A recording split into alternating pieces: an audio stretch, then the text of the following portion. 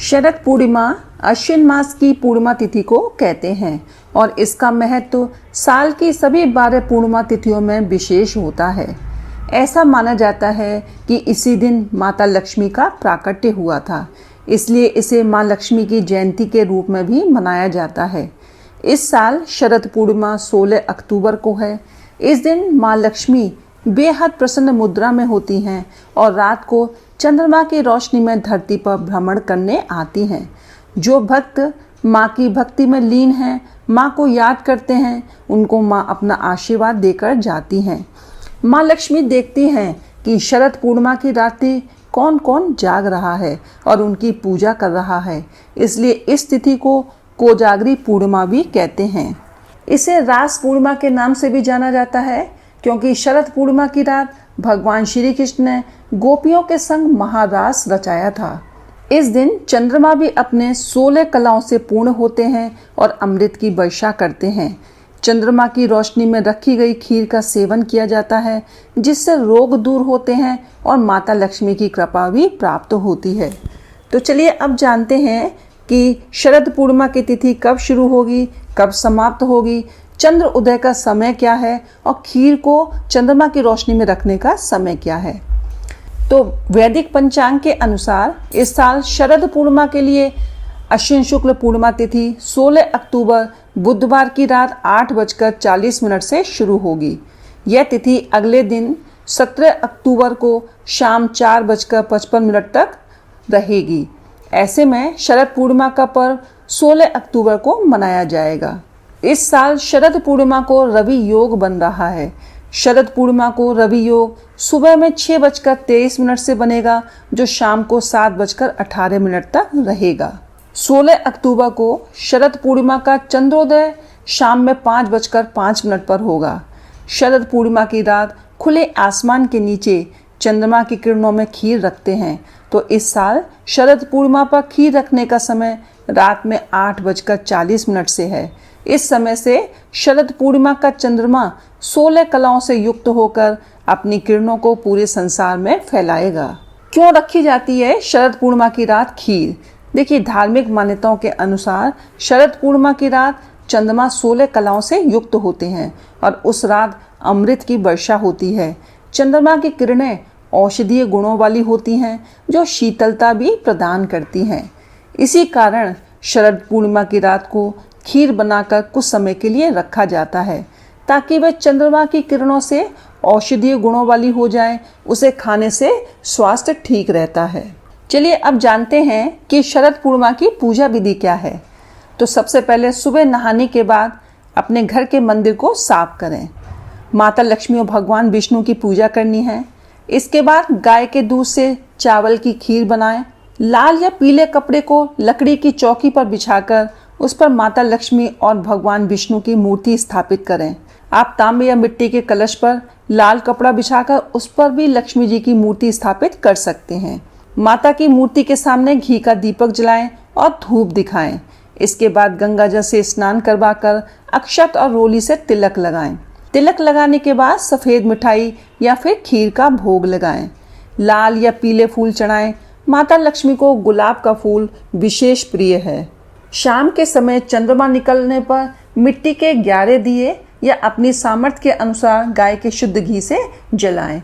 इसके बाद खीर को मिट्टी के, चांदी के या कांच के बर्तन में भरकर छलनी से ढककर चांद की रोशनी में रख दें।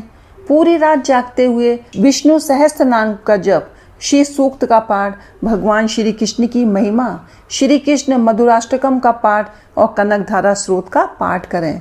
सबसे पहले आपको भगवान गणेश की पूजा करनी है और गणेश जी की आरती भी जरूर करनी है। अगली सुबह ब्रह्म मुहूर्त में स्नान करके उस खीर को माँ लक्ष्मी को अर्पित करें। फिर उस खीर को प्रसाद के रूप में अपने परिवार के सदस्यों में बांट दें। कहते हैं कि इस तरह भगवान विष्णु और धन की देवी माँ लक्ष्मी की पूजा करने से सभी मनोकामनाएं पूरी होती हैं और हर तरह के कर्ज से मुक्ति प्राप्त होती है। चलिए अब जानते हैं कि शरद पूर्णिमा के दिन हमें क्या ऐसे कार्य करने चाहिए जिससे पूरे साल माता लक्ष्मी की कृपा हमको प्राप्त हो सके। नारद पुराण के अनुसार शरद पूर्णिमा की धवल चांदनी में माँ लक्ष्मी अपने वाहन उल्लू पर सवार होकर अपने कर कमलों में वर और अभय लिए निशीथ काल में पृथ्वी पर भ्रमण करती हैं। तो जो इस रात में जागकर माँ लक्ष्मी की उपासना करते हैं, माँ लक्ष्मी की उन पर असीम कृपा होती है। इस रात लक्ष्मी जी की षोडश उपचार विधि से पूजा करके श्री सूक्त और कनकधारा स्रोत का पाठ अवश्य करना चाहिए। उनकी कुंडली में धन योग नहीं भी हो, पर माता उन्हें धन धान्य से संपन्न कर देती हैं। शरद पूर्णिमा की रात्रि में चंद्रमा की तरफ एकटक निहारने से या सुई में धागा पिरोने से नेत्र ज्योति बढ़ती है। प्रत्येक व्यक्ति को कम से कम 1 घंटे तक शरद पूर्णिमा की धवल चांदनी में बैठकर चंद्रमा को अवश्य देखना चाहिए।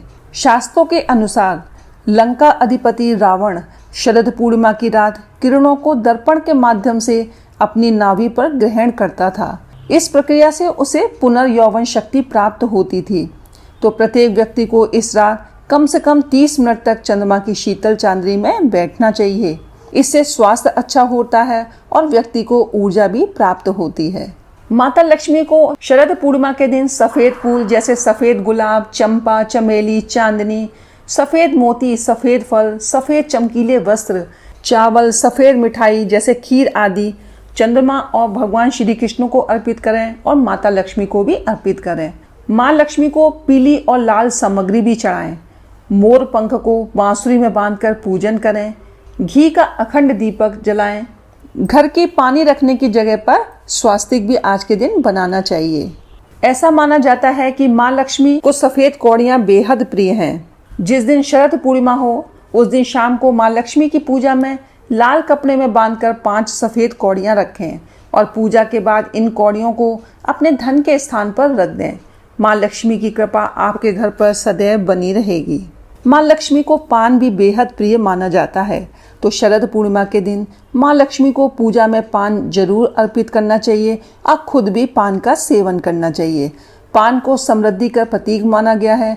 माँ लक्ष्मी को पान चढ़ाकर उसे प्रसाद के स्वरूप घर के सभी सदस्यों में बांट देना चाहिए।